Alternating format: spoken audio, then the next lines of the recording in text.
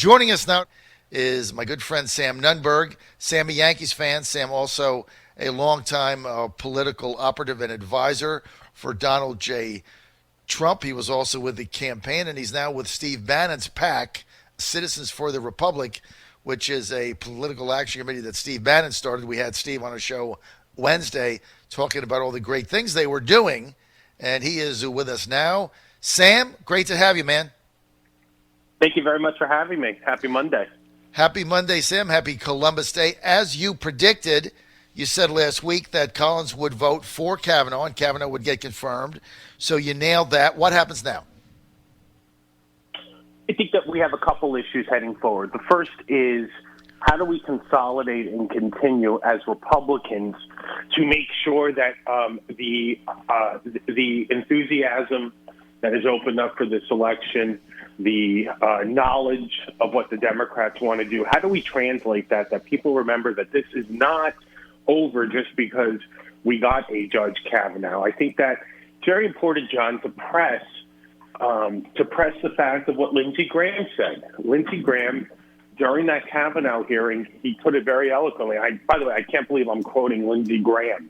I mean, it shows you the way the Republican Party has changed, right? Yes. No more John McCain, and we're back to, we're the party of Trump. But Lindsey Graham said that these Democrats want power. God help us. I hope they don't get it. And what they did to Kavanaugh was a dress rehearsal for not only what they're going to do to Donald Trump, but what they're going to do to everyone and anyone associated with him.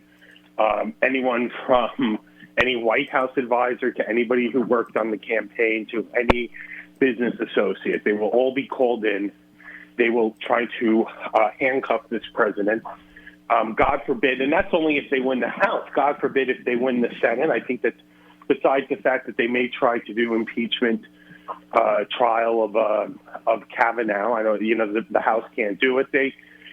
They will look to forcibly take those articles of impeachment that will pass through a Democrat House at a time of which will be ahistoric. It will be the second half of a first-term president, a man who is obviously fighting fights that both parties have ignored with China, that both parties have not confronted with North Korea. Trying to remake and re-strengthen the Middle East from the damage left over from the Shia crescent of Iran that Barack Obama was all too happy to help promote.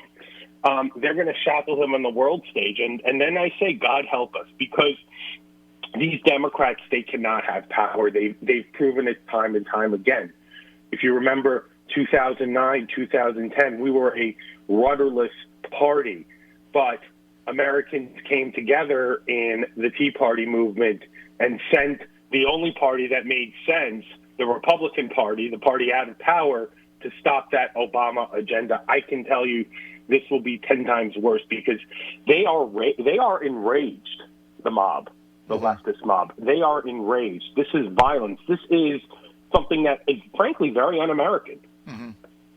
Sam, the optics of this, I think, are really hurting the Democrats here because Saturday afternoon, I was at a baseball game with my son, but in between games, I was, following this and looking at my phone. And so this mob that went to the Supreme Court and were banging on the door as they were going through their ceremony. They were banging on the door. They broke through the police line. Nobody wanted to really arrest them or anything. They were scratching and banging. I mean, with that image to middle America, don't you think that's going to backfire here? Well, first of all, I got to make a quick point. Thank you for bringing that up, because you know what I love too is the way the left-wing mainstream media covers these mobs.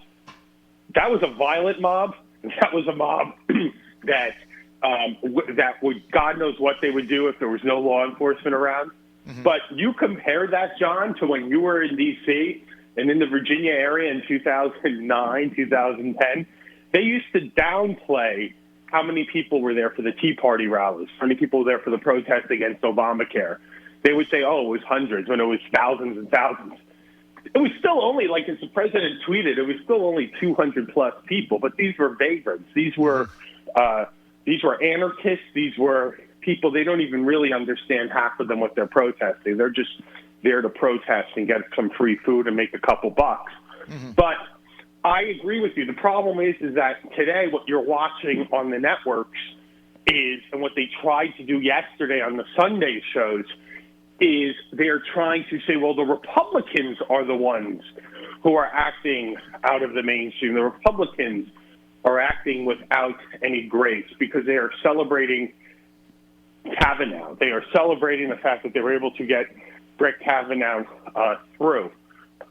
So what I think that we need to once again do, John, is not let that narrative, not let that meme get through there. We need to remind everyone that 29 days, as you said, we need to remind people what we are voting not only for, but let me tell you, in midterms, it's easier than nationals, what we're voting against. And we're voting against the leftist radical agenda of that Barack Obama party that wants to impeach Donald Trump, that is giving a wink and a nod to not only their people, but to the Chinese, but to the Iranians, but to the other Middle Eastern countries that are our enemies, and also, frankly, our European allies that don't like Trump, saying just hold out, don't worry, we're going to remove him from office, and they are going to want dysfunction like you have never seen. They are going to want anarchy heading into the 2020 cycle because they cannot have Donald Trump be successful. This experiment cannot work because it's going to change the direction of our country forever, and we're no longer going to have a successful citizen president. I know he was an abnormal citizen in terms of being an international mogul and magnate, but we're going to have a citizen who is bringing, very intellectual, yes, but common sense and representing the forgotten man and woman. And they don't know what to do with that.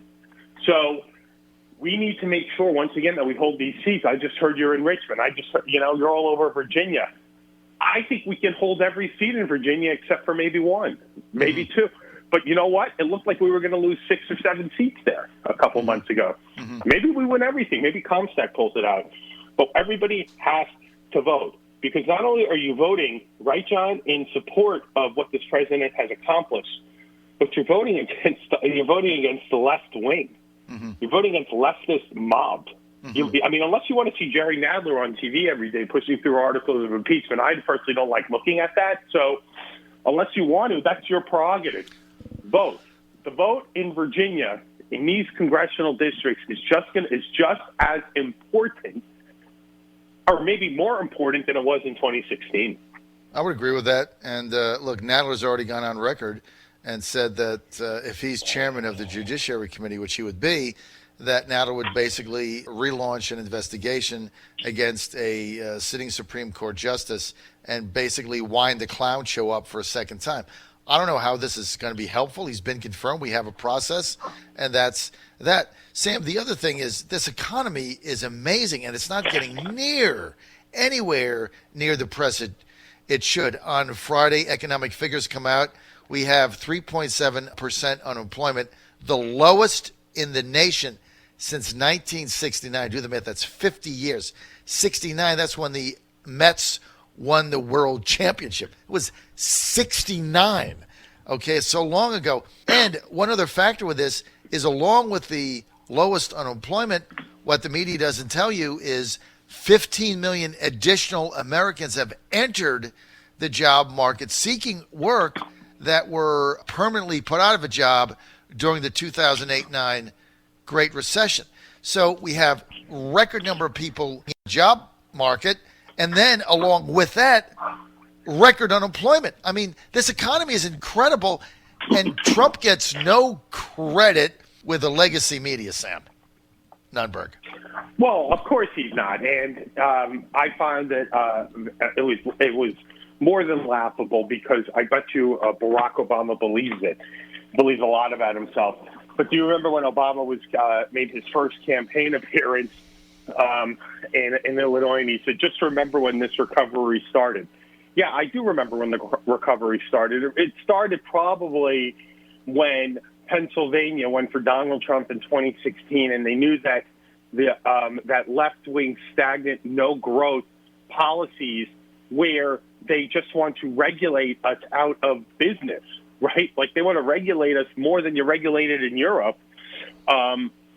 Was no longer in power, and America was back to doing business. And the most important thing, one of the most important stats I find too, John, is this prosperity is spread everywhere. And what do I mean by that is when you look at the economic consumer confidence index, it's really being pushed up. If you read in the Wall Street Journal, if you read in the Financial Times or any other website, the reason it's at the highest levels it's ever been is because of Americans making under $50,000. Mm-hmm. And the last 8 years, those Americans didn't even know if they were getting paychecks. That's right. You have them leaving the workforce now, as you just were talking about. They're leaving the workforce looking for better jobs. That's right. No, look, you absolutely nailed it. I mean, that's the one untold story of Trump's economy, is that it is an economy benefiting working class men and women like never before. And when the Democrats talk, Sam, about 1%, it's a lot of nonsense. Obviously, everybody is benefiting. This is not trickle down, it's push up, because Trump's economic recovery from the first day has been aimed at middle America and lower income working and unemployed Americans. That's what he's focused on, Sam Nunberg, and that's what he's getting the success at. We're with Sam Nunberg. He was a longtime political operative for Donald J. Trump. He was on the Trump campaign. He's now a senior advisor to Stephen K. Bannon's new political action committee, Citizens for the American Republic, or CAR, as we can call it with an acronym. That's an outside political group that is advising surrogates and flooding the TV and radio airwaves ahead of the midterms. And Stephen Bannon, also the author of the movie Trump at War. You can Google that, 15 minutes, check it out, Trump at War. Sam Nunberg with us. Sam, let's get to winners and losers. In your mind, on the Republican side, Kavanaugh, or any side, the Kavanaugh victory, who were the biggest winners? Well, I think obviously the biggest winner is the American people and is our republic, because now we have not only were we able to fill the Kennedy vacancy with another strict constructionist. I know Kennedy has had some decisions we don't like, but remember, it wasn't Kennedy who legalized Obamacare, right? It wasn't Kennedy who legalized many of these large government regulatory powers that Chief Justice Roberts has. So I think that that's the first thing, is that we've strengthened our Constitution. I think the second winner, obviously, most importantly, is American people here. And why do I say that? Because this could have gone one or two ways. And had Kavanaugh, not even my first choice, not your first choice, but had Kavanaugh not come out and given that response in his opening statement after Ford's testimony, he probably would not have made it. Right. And you would have had something where the politics of destruction, where you're allowed to use these kangaroo courts, and it sounded like Kafka. And it's funny too. I say Mueller hates Putin so much he shouldn't act like Putin in jailing political enemies and trying to undo elections. Mm-hmm. But the Democrats, who they're very tough against Russia, don't you know? I'm laughing at that one. Mm-hmm. They were acting like a Russian Soviet communist mob trial, the Chinese Politburo against Kavanaugh. So I think that was very important. Now, from a political point of view, obviously this is a win for the Republicans. The issue is, do we maintain it? Where are we 10 days from now? Do we remember why we realize why this election is important? And do we remember what Kavanaugh showed? Because Kavanaugh wasn't only about the Supreme Court. It wasn't about Kavanaugh. It was about the direction of the country we wanted, and it was about, do elections matter, mm-hmm. and are we going to let the Democrats take over the House and the Senate and really throw this country into disarray? So we'll find out. So for that point of view, from a strictly political point of view, it remains an open book. We don't know yet. Well, look, You're right, because the only apprehension I have is that the Republicans, who are very fired up right now, by the time we get to the end of the next 29 days, say, the hell with it. We got the guy we wanted. They kind of forget about it. So you've got to keep them fired up, no doubt, because this, like you're saying, Sam, this is the most critical midterm election in our history. I mean, I know a lot of Republicans were fired up about Obamacare, and I remember I had callers calling me up when the Supreme Court passed this, saying that it was the end of the Republic, and it was like, okay, it's a tax. I mean, you get a tax, you don't have a tax. It was just policy. It's no big deal. We didn't like it, but it was a tax. So what? This is quite different, maybe, because now you're talking about the direction of the country. Give me the biggest loser in all this. Oh, the biggest loser. Well, I think the biggest loser, one, unfortunately, are women who have been abused. Now, look, I've been pretty tough on Dr. Ford. Mm-hmm. I was much tougher, and I made a point when I spoke about it even 2 weeks ago on your show, and thank you for having me on a lot. It's an honor. But I said I thought she was lying. I don't know what happened to her. It definitely didn't happen with Brett Kavanaugh. She obviously has mental problems. But the biggest loser is the women's movement, the Me Too movement, which has been important in corporate America, which has been important in the entertainment industry, in the news industry. I'd like to point out mostly against Democrats, but these are minor details, as our president would say. I love that term.